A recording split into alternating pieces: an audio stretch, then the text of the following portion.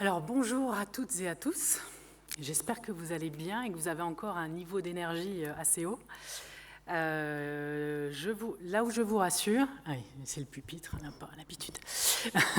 Là où je vous rassure, c'est que je suis la dernière à présenter. Après, il y aura une petite conclusion de la part de Stéphane, mais en tout cas, c'est la dernière présentation en plénière. Encore une fois, une belle édition. J'ai trouvé, en tout cas, un bon niveau effectivement d'échange et de présentation pour le colloque de Lagure. J'y participe au nom d'Ericsson effectivement depuis un certain nombre d'années. Toujours des sujets très bien choisis. Et effectivement, tu commentais, Thomas, le sujet de cette année. L'interco et l'interopérabilité des réseaux, c'est un vrai sujet, notamment parce qu'en fait, le déploiement des réseaux privés, il se multiplie. Et du coup, il faut effectivement en tirer les bénéfices, pas uniquement à titre individuel pour chacune des entreprises, mais vraiment dans un objectif d'avoir une résilience globale et quand on passe effectivement d'un réseau à un autre, qu'on puisse effectivement gérer cette complexité. Donc merci pour avoir choisi ce thème cette année. Donc moi, là, aujourd'hui, je suis là pour représenter l'Alliance 5G industrielle. Stéphane l'a introduit très rapidement. Elle a été formée cette année et donc on a fait effectivement un événement d'ouverture début juillet.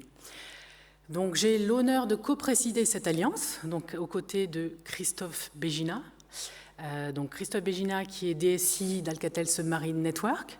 Et j'insiste parce qu'en fait, cette coprésidence, elle a beaucoup de valeur pour l'association. C'est vraiment finalement le symbole de l'intérêt de fédérer un écosystème. Donc avec d'un côté Ericsson qui représente un fournisseur d'infrastructures et d'un autre ASN, un utilisateur. Donc un des objectifs effectivement de l'Alliance, c'est vraiment de fédérer l'écosystème et tout ça effectivement on le fait au travers de différentes missions et j'y reviendrai tout à l'heure. J'imagine que vous avez tous suivi de plus ou moins près la mission 5G industrielle qui avait été lancée dès 2021 par le gouvernement, qui a été menée d'une main de maître par Philippe Herbert. Donc l'idée, c'est vraiment de s'inscrire dans la continuité, donc de continuer à fédérer l'écosystème pour continuer à lever les freins pour qu'il y ait plus effectivement d'implémentation de projets de réseaux mobiles privés et donc continuer effectivement toutes ces actions.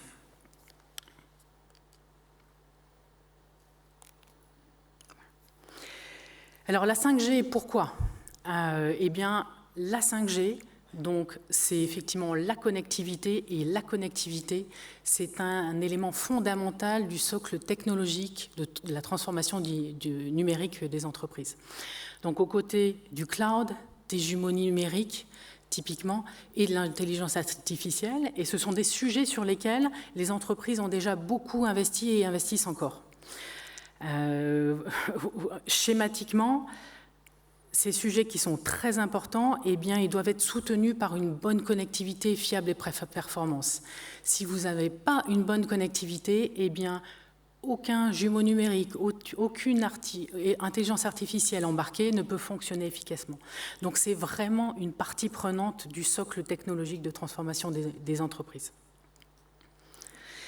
Et c'est effectivement un sujet qui est complètement d'actualité et c'est pour ça qu'effectivement on a le soutien des pouvoirs publics et c'est très important dans notre démarche. Dans un contexte effectivement de concurrence internationale, on a vraiment besoin de trouver des leviers pour soutenir la réindustrialisation de nos territoires en France. Alors, je m'attarde quelques minutes sur la technologie. Donc, la 5G, c'est quoi? On a évoqué quelques points tout au long du colloque. Donc, c'est avant tout une technologie de convergence. Elle permet finalement de répondre à des besoins différents. On va dire le premier qui nous vient à l'idée, c'est bien évidemment les réseaux mobiles grand public. Donc, là où on a besoin de haut débit et de couverture étendue. Donc elle répond à ces besoins, mais elle répond aussi aux besoins des réseaux PMR. Donc type PMR, des réseaux Tetra, typiquement des réseaux plus bande étroite. Et je vais effectivement rebondir sur un élément que mentionnait tout à l'heure Thomas, c'est que finalement, à partir du moment où l'écosystème Tetra a rejoint le 3GPP, donc il y a une quinzaine d'années, eh bien, ça a permis d'intégrer les besoins du monde professionnel sur une techno qui était à la base développée pour du grand public. Elle permet également de répondre aux besoins des types Internet des objets. On a notamment eu une présentation sur le RedCap tout à l'heure. Donc ça permet de répondre à ces besoins, pareil, qui sont plutôt des besoins à bas débit. Le dernier, effectivement, usage que je voulais mettre en avant, c'est le besoin finalement de réseaux locaux. Eh bien, c'est aussi un besoin qui est couvert par la 5G. Donc, ça nous permet effectivement de voir que grâce à une seule technologie, on peut faire converger finalement faire converger un certain nombre de besoins qui étaient jusqu'à aujourd'hui servis finalement par des réseaux de communication qui étaient différents. Donc tout ça, ça s'inscrit autour on va dire, d'une standardisation, qui est le 3GPP. Et finalement, pourquoi la 5G aujourd'hui est la technologie de référence? Eh bien, c'est parce qu'il y a eu énormément d'investissements.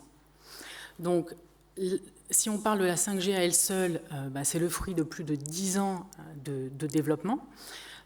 Sachant qu'elle s'inscrit elle-même dans la continuité des générations précédentes, donc la 2G, la 3G, la 4G. Si effectivement on remonte au début de la 2G, on voit qu'effectivement il y a eu énormément d'investissements dans ces technologies mobiles. Qu'est-ce que ça veut dire? Au niveau 3GPP, c'est plus de 700 entreprises contributives et finalement un peu plus de 300 000 contributions concrètes pour écrire les spécifications de la technologie. Donc ce sont des investissements colossaux. Pour vous donner un chiffre, selon McKinsey, un peu plus de 600 milliards de dollars sont investis entre 2022 et 2025 pour déployer des infrastructures 5G. Donc c'est énorme pour une technologie comme la 5G. Donc c'est finalement la première fois qu'on a une technologie qui réunit tous les besoins et qui émerge effectivement comme être la technologie pour répondre à ces besoins-là.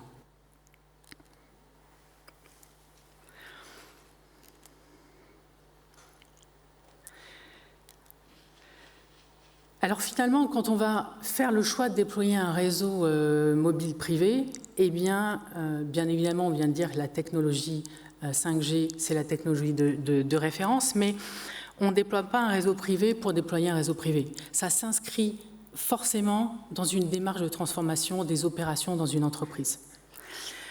Et donc ça, effectivement, c'est quelque chose qu'on voit au niveau de différents secteurs d'activité qui sont plus ou moins matures. Et finalement, un des objectifs de l'Alliance 5G industrielle, c'est vraiment de fédérer tout l'écosystème pour aider, on va dire, pour aider à l'émergence d'un écosystème, mais effectivement de lever tous les freins qui resteraient encore pour déployer ces réseaux. Donc c'est vraiment l'idée, c'est une démarche de généralisation. Il y a quelques premiers effectivement secteurs qui ont fait des déploiements. L'idée, c'est vraiment d'embarquer et de fédérer afin que ce soit effectivement la référence pour toutes les entreprises en France. Donc aujourd'hui, concrètement, c'est quoi? Finalement, l'Alliance 5G industrielle, qui est assez neuve, assez récente, puisque ça date de cet été, eh bien, c'est la réunion, finalement, de différents types d'interlocuteurs, donc des fournisseurs d'infrastructures, des intégrateurs, donc chacun a un rôle très clair dans la mise en place de réseaux mobiles privés, mais c'est aussi des industriels, donc des utilisateurs qui vont venir effectivement partager leurs besoins et pour ceux qui ont déjà déployé, en partager les bénéfices. Et puis, ça va être aussi des financeurs, la Caisse des dépôts et consignations typiquement, et les pouvoirs du public. Et effectivement, l'importance pour nous, c'est d'avoir une grande représentativité de tout l'écosystème, et c'est ce qui fait derrière que nous allons vraiment avoir du poids dans nos discussions, et notamment avec les pouvoirs publics. Donc aujourd'hui, nous comptons déjà 32 membres, j'invite effectivement l'audience à nous rejoindre pour nous aider à être encore plus efficaces. Et j'ai insisté effectivement sur la représentativité. Aujourd'hui, typiquement, avoir des utilisateurs, c'est super important pour nous, puisqu'effectivement, partager, c'est avant tout donner effectivement les bonnes raisons à d'autres entreprises de faire ces mêmes choix. Donc c'est super important d'avoir encore plus d'industries avec nous, effectivement, représentatives de chacune des différentes filières. Et effectivement, un de nos objectifs, c'est d'aller discuter avec les différentes filières pour effectivement aider à démocratiser la technologie. Et puis, il est aussi important d'avoir les représentants clés de chacun des secteurs. Donc aujourd'hui, il y a déjà effectivement des premiers déploiements qui ont été faits dans certains secteurs d'activité. Et les premiers déploiements, et finalement, ils nous donnent déjà des premiers retours très positifs. Donc, je vais prendre l'exemple de mon coprésident qui a malheureusement pas pu venir avec nous aujourd'hui, Alcatel Submarine Network. Ils ont fait un déploiement de réseau mobile privatif dès 2022 sur leur usine de construction de câbles sous-marins à Calais. Ils ont déployé à peu près une 60aine d'antennes. Ils ont environ 500 utilisateurs aujourd'hui. Ça va augmenter puisqu'ils vont implémenter notamment des solutions MCX. Et le prochain cas d'usage, c'est finalement des caméras connectées en 5G. Donc en termes de cas d'usage, ils continuent à en implémenter, mais déjà aujourd'hui, ils mesurent entre 5 et 10% de réduction de coûts grâce à ce déploiement. Il y a eu aussi effectivement d'autres déploiements, typiquement dans le domaine du transport. Je vais citer par exemple l'Aéroport de Paris, Société des Grands Projets, RATP qui a commencé aussi, typiquement. Dans le domaine de l'énergie, on a parlé d'un EDF qui a couvert aujourd'hui ces 20 sites, ces 20 centrales nucléaires en France. On a aussi un Total qui a commencé le déploiement sur ces sites de raffinerie. Sécurité publique, eh bien, Claire est venue nous en parler effectivement au début, RF, donc projet qui va être incessamment sous peu lancé effectivement pour tous les utilisateurs. Industrie, donc j'ai mentionné SN, on a aussi d'autres gros industriels comme ArcelorMittal ou un Airbus typiquement. Dans ces secteurs, il y a encore beaucoup de choses à développer, mais il y a aussi beaucoup d'autres secteurs qui, finalement, sur lesquels il y a encore beaucoup de choses à faire.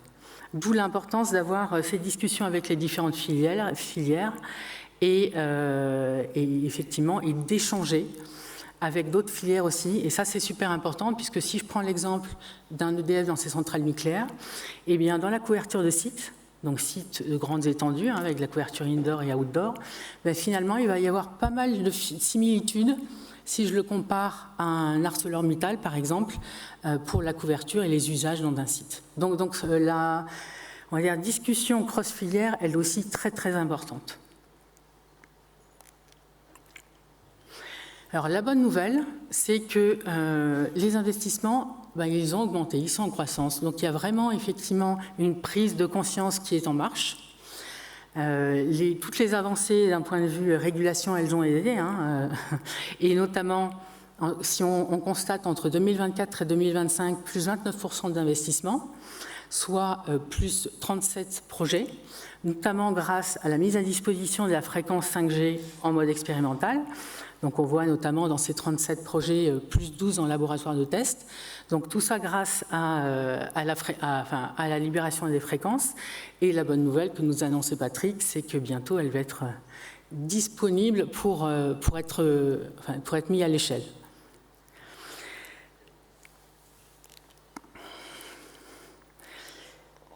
Alors, une de nos missions, dans nos missions, c'est effectivement d'échanger, de partager.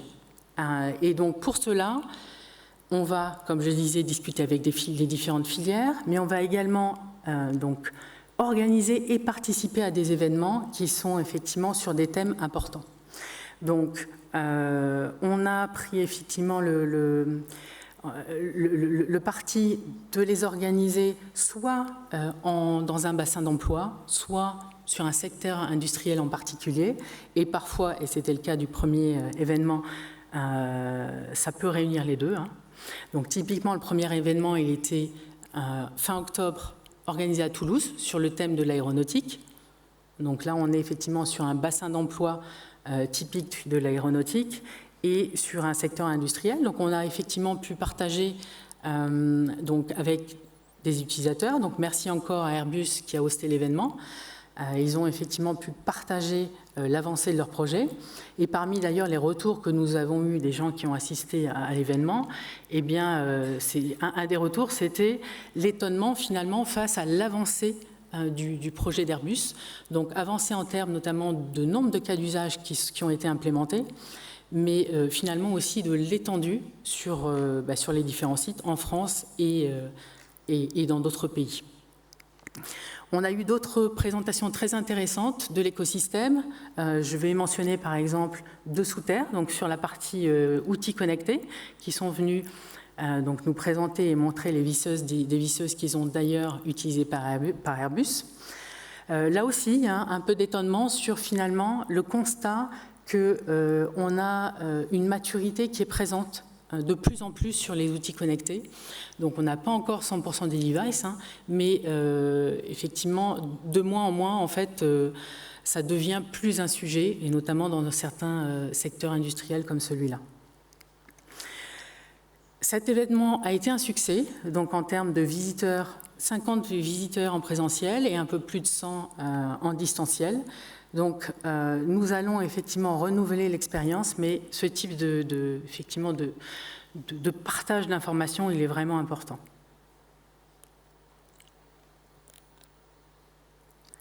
On prépare déjà le prochain, donc le prochain 10 décembre.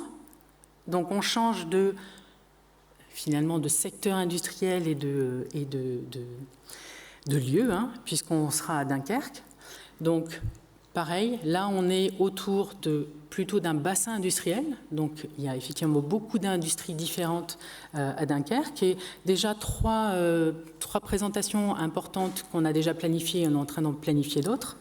Donc ArcelorMittal, un des plus gros industriels effectivement dans la région des Hauts-de-France, donc qui va hoster l'événement dans son Digital Lab et qui viendra présenter les avancées de son projet. Alcatel Submarine, qui est voisin, effectivement, qui est situé à Calais. Et puis, on aura aussi un autre angle d'attaque, puisqu'on aura la communauté urbaine de Dunkerque qui viendra effectivement présenter son projet. Et l'angle d'approche est un petit peu différent. C'est peut-être la maturité qui est aussi un peu différente par rapport à ce qu'on a pu entendre sur Chartres tout à l'heure. C'est-à-dire que là, en fait, finalement, l'agglo, elle s'adosse dès le départ à des utilisateurs type le port, type zone industrielle, logistique, etc. Donc c'est un vrai corridor industriel qui est porté finalement par l'agglomération. Donc des sujets très importants, très intéressants avec des exemples concrets. Donc n'hésitez pas, si ce n'est pas fait encore, à vous inscrire pour participer à cet événement. Ce n'était que le début. On a déjà effectivement un pré-programme pour l'année prochaine. Donc sur la partie événement, notre objectif, c'est de faire un événement tous les 2 mois. Encore une fois, on a fait un pré-programme avec les membres de l'association pour essayer de cibler des secteurs, cibler des bassins d'emploi. Alors, il y en a beaucoup, mais effectivement, là encore, une fois, c'est un appel à idées. Si vous avez des idées ou un intérêt particulier sur un bassin, un territoire ou sur un secteur industriel, ou si même vous voulez hoster l'événement, eh bien, contactez-nous et ce sera avec plaisir.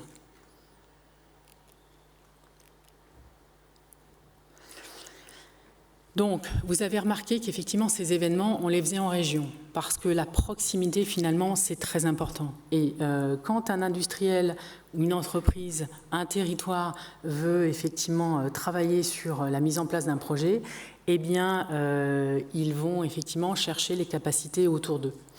Donc, c'est pour ça qu'effectivement les événements, de toute façon, on les fait dans les régions, des questions de proximité.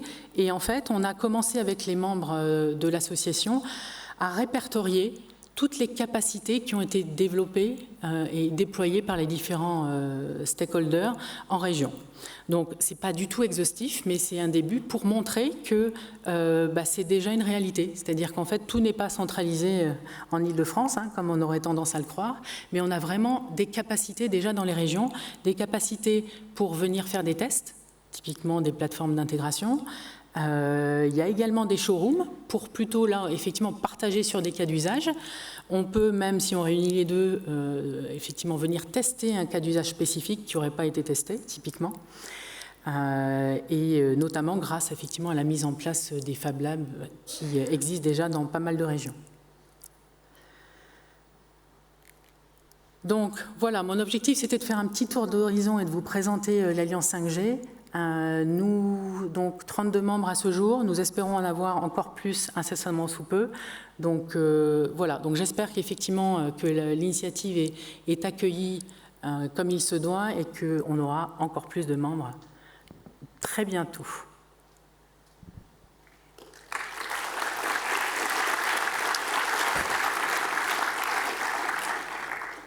Donc, merci Nadège. Est-ce qu'il y a des questions sur l'Alliance ?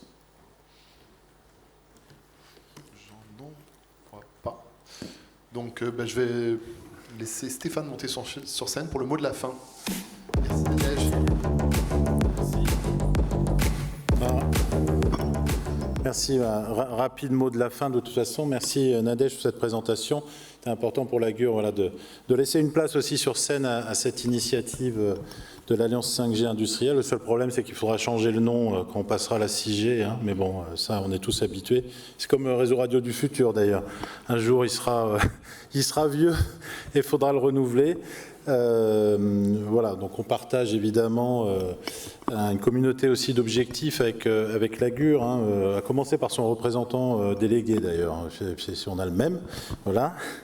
Voilà, en tout état de cause, voilà, je voulais vous remercier d'avoir bravé le RERB voilà, pour venir nous rejoindre à Massy. Hein, c'était une première délocalisation de nos bases historiques parisiennes pour ces colloques.